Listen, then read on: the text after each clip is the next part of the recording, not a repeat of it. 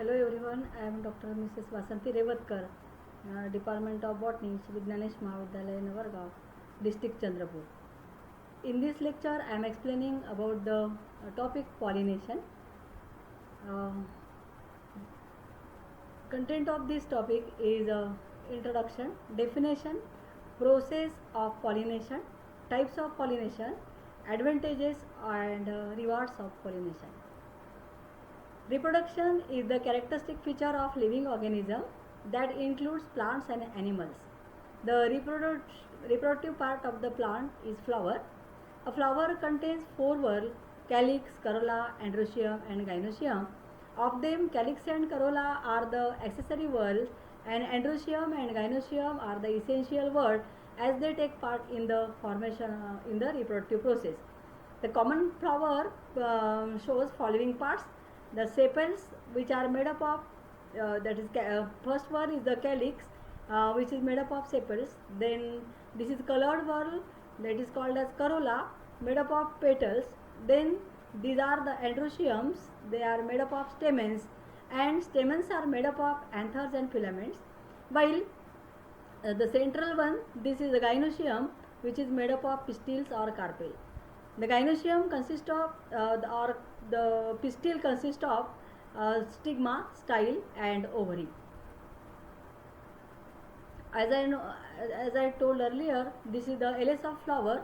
We show that this is stamen, and in the stamen this part is anther lobes. There are two anther lobes, and inside the anther there is the production of microsporophyte or microspores. They are commonly called as pollen grain also. And in the gynoecium, which is gynoecium consists of pistil or carpels. Each carpel is made up of stigma, style and ovary. Inside the ovary there are ovules, and there is from the ovules, after fertilization, there is formation of seed. When we sow the seed, the plant seedling is observed. We will get the seedling, and after maturation of this plant, there is formation of flower. Again from flower there is anther, then pollen grains, and these pollen grains, which are formed inside the this anther, they are they transfer from anthers to the stigma here, stigmatic surface of the ovary or gynoecium, and the process of transfer of these pollen grains from the anthers to the stigma is commonly called as the pollination, and this is we are studying in this lecture. The transfer of pollen grains from an anther to the stigma of same flower or the other flower is called as pollination. Here is the process. We are seeing that the process, there are two flowers, then the flowers that are anthers or pollen grains from the one flower to the another flower, they are transferred by any agent or any agent like insect, wind or water, and they can be transferred from one flower to the another flower of the same that is same flower or other flower is called as the pollination. Then the importance of this pollination is in the fruit and seed production. This is the pollination in monocots and dicots. Most of the monocots, in monocot, the stamens are versatile, and the anthers and the stigma, they mature at the same time. Therefore, from this anther, pollen grains, they are easily carried by the wind to the stigmatic surface. And in monocot, in most of the monocots, the stigma is feathery, and there are bristles, and where the pollen grains are attached. And in dicot, there may be self pollination and or the cross pollination. Either in the self pollination, the pollen grains of the same flower, they are carried to the stigma of the same flower, that is called as self pollination. And in cross pollination, the pollen grains, they are carried out from one flower to the another flower of the other plant it is called as cross pollination. That we can study now. There are types of pollination. There are two types of pollination. The first type is the artificial pollination, which is carried out inside the laboratory by manually, and the second type is the natural pollination. Then types of natural pollination. Natural pollination, they can be observed by two ways. One is the self pollination and another one is the cross pollination. Here is the diagrammatic representation. There are artificial pollination and natural pollination. Then natural pollination is of two types, self pollination and cross pollination. Then again self pollination is of two types, one is autogamy and another one is the zoetogamy. Then cross pollination is of two with the help of agents. When by abiotic agents mean wind, water or air, they can by abiotic agents, they are of two types, anemophily and hydrophily. Anemophily means with the help of wind and hydrophily means with the help of water. By biotic agents, biotic means living agents, they are entomophily, orthinophily, chiropterophily, then melecophily and zoophily. That we will study one by one. Here is self pollination. The definition of pollination is that self pollination is that transfer of pollen grain from an anther to the stigma of same flower or to the different flowers on the same plant is known as self pollination. And self pollination is of two types. One is autogamy and zoetogamy. What is meant by autogamy? In autogamy, auto means self or same. So the pollination of flower by its own pollen means pollen grains of an anther are transferred to the stigma of the same flower is called as autogamy. Example, the family is Apiaceae or Lamiaceae or Cactaceae. In this family, the pollen grains of the same flower transferred to the stigma of that flower only, that is called as autogamy. Then in zoetogamy, the transfer of pollen grain from anther to the stigma of other flower of the same plant is called as zoetogamy. Means the plant is same but flowers are different, and that's why the anthers of the one flower of the same plant, they can be transferred to the stigma of the other flower of the same plant, and this process is called as zoetogamy. Then there are merits of this zoetogamy. There are two merits. One is the pollen grains are not wasted. The first merit is that whatever the pollen grains, the number of pollen grains they are formed in the flower, they can be transferred to the flower of the same plant, and that's why pollen grains are not wasted. The second merit is the purity of generation is maintained, because there is no any impurity. The pollen grains from the same flower or flower of same plant, that can be transferred to the flower, another flower of the same plant, and that's why purity of generation is maintained. Apart from the merit, there are some demerits also. They are new and healthier varieties are not formed, and second one is it results in the producing weaker seeds and plants, because there is no any resistance capacity will develop, and that's why the seeds which are formed, that will be weaker, and automatically or naturally from that seed the plants become, they are also weaker. Then contrivances for self pollination means, what are the contrivances? First one is the bisexuality. The flower should be hermaphrodite. Hermaphrodite means it should be bisexual, means male and female sex organs are found in the same flower, and that's why that is called as the hermaphrodite flower. And bisexuality means both the sex organs, they are found in the same flower. Then homogamy.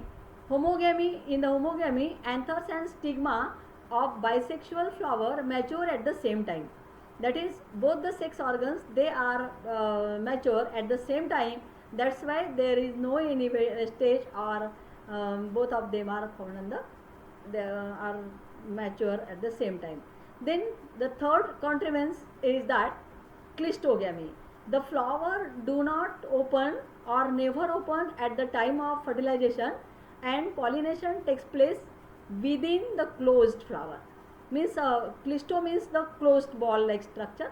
Cleisto means inside that one. The flower, they do not open, and fertilization they occur inside the flower only, and this is the one of the contrivance.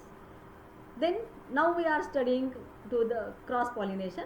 The definition of cross pollination is that the transfer of pollen grain from an anther of one flower on the plant to the stigma of the flower on the another plant is called as cross pollination. And there are also types of cross pollination which are based upon the factors or agents. First we will see the abiotic agents, means anemophily, means this is pollination occur with the help of wind is called as anemophily, and transfer of pollen grains with the help of water, it is called as hydrophily. Apart from this abiotic factor, there are biotic factors also which can take part in the pollination process. First one is the entomophily, means by means of insect. The second one is ornithophily, by means of birds. Then third one is chiropterophily, means bats. They are the agents of the transfer of pollen grains. Then the fourth one is malacophily, that is snails and squirrels. They are also the agents for transfer of pollen grains. And the last one is the zoophily, means with the help of animal, pollen grains can be transferred from one flower to another flower. That we can study now one by one.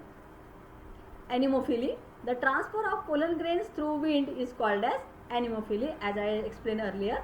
Here in case of most of the grasses, this pollination occurs with the help of wind, and it is called as anemophily. Then second one is the hydrophily. Transfer of pollen grains through water is known as hydrophily, means water plant like Vallisneria or another plant which are the water plant, hydrophytes, generally hydrophytes, pollen grains can be transferred from one flower or one plant to the another plant with the help of water current, and it is called as hydrophily. Then entomophily, when the pollination is brought about through the agency of insect, is known as entomophily, and entomo means the insects, and here we can see the honeybees which are which comes to the flower to collect the honey from flower, and when they are coming to the flower, at the same time some pollen grains they will stick to the stick to their feet or wings, and when they fly from one flower to another flower, naturally automatically the pollen grains also they can be transferred. And another insect is nothing but the butterflies. These butterflies also they can transfer from one flower to another flower, and with the help of their wings or legs, the pollen grains they can carry from one plant to another plant. Then ornithophily means the pollination takes place by some small birds like hummingbirds, known as ornithophily. So it can be also the having, this is the hummingbird.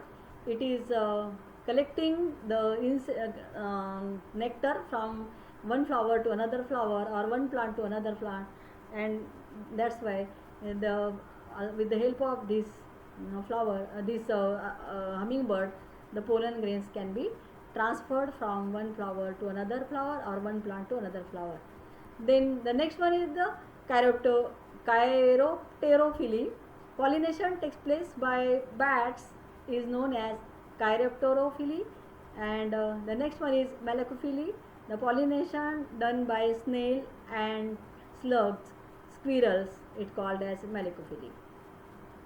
The last point is last biotic agent are the animals, and when the pollination takes place by animals, this is known as zoophily.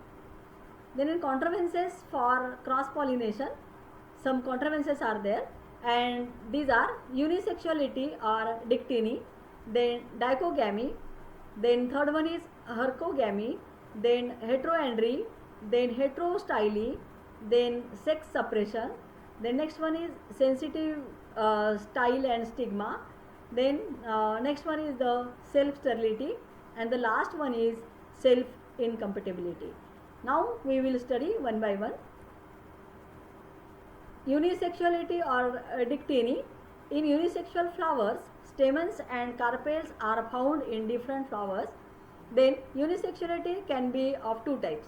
The first one is monoecious plant, where male and female flowers are born on the same plant, example maize or cucurbits.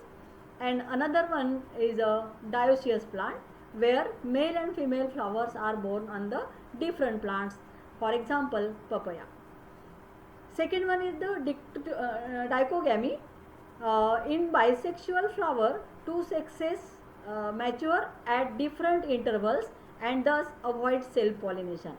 Here in case of this dichogamy, both the sex organs are found in the same plant, but the maturation period of that of both the sexes, they are very different.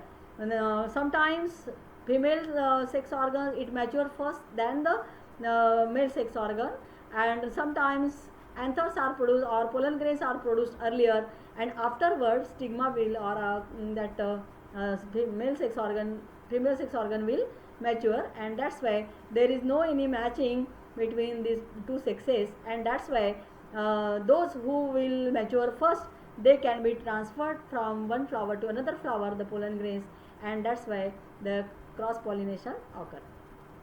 Then hercogamy. In hercogamy, in some flowers, stigma and anthers mature at the same time. Then self pollination is avoided by some barriers. Here in case both the sex organs they mature at the same time, but some barriers are there as such one, so that there is no cause of any self pollination. That's why there occur the cross pollination. Then next one is the heterostyly. Some flowers possesses long style but short anthers, that is pinoid, or short style and long anthers, that is trumoid. Means sometimes style is very long and anthers are short, so that they cannot reach from, and pollen grains cannot reach from anthers to the stigmatic surface, and that's why there is no any phenomena of self pollination. And sometimes style is short and long anthers, that filament is very long, that's why also there is the same case will occur, and in that case also cross pollination occur. Then the next one is the self sterility.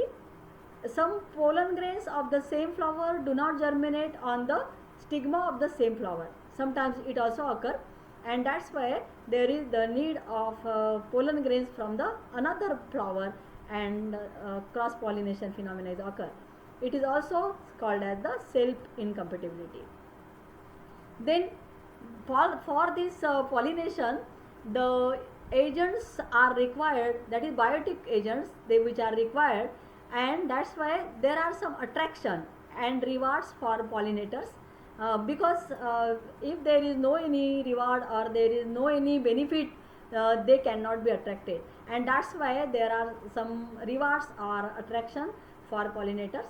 The first one is there is an interaction between agents of pollination, that is pollinator, and the plants, and that's why they are the flowers, the insects or biotic agents, they are attracted towards the flower, and the benefits occur for both of them. Both pollinators and plant get mutually benefited from each other out of this interaction. Particularly, biotic agents attracted towards the flower due to some adaptations such as insect, bees, butterflies are attracted toward the large and brightly colored flowers for food and nectar. Second one is the according to Muller, certain insects give preferences to certain colors. Example, bees prefers bees prefer blue flowers and butterflies prefer red flowers. So this is the attraction for these agents. Then the second one is strong sweet scent also play important role to attract insect and flies. Example, Rafflesia or camellia. That is, camellia means some flowers are very strong sweet scent or very fragrant is there, and that's why these agents are attracted towards them, and this is a reward for that pollinator. The third one is the odor and fleshy appearance of some flower attract insects. Example, Alocasia indica or Calocasia esculentum. Here the flowers are fleshy and there is very beautiful fragrance, and that's why the insects they are attracted towards the flower, and naturally automatically process of pollination is carried out. Then the next one is the fourth one is birds such as crows, then sunbirds etc are attracted towards the flower of silk cotton and erythrina due to their bright color and nectar. So for the collection of nectar, these birds they are attracted toward this flower, and naturally there occur the process of pollination. The fifth one is bats, snails, squirrels etc feed on the floral parts of Bauhinia or Anthocephalus or silk cotton, and that's why for eating purpose or food purpose the bats or snails and squirrels they come to the flowers, and automatically there occur the process of pollination. The sixth one is the orchid flowers are peculiar adapted for bee pollination. Bees are attracted by the labellum of perianth. Means here perianth is the nothing but the whorl of colored petals, and in orchids the flowers are very beautiful colored, because the orchid flowers are very attractive, and that's why bees are attracted towards the flowers, and labellum is the central petal of this perianth, and this is very decorative or attractive, and also inside that petals there are inside the flower there is nectar, and to collect the nectar these bees are attracted towards this bright color, and automatically there occurs the process of pollination. When the pollinators visit various flowers for nectar or food, they carry pollen grains from one flower to another flower, and thus the pollinators help the plant in pollination and fertilization, which results into the setting of seeds and fruits.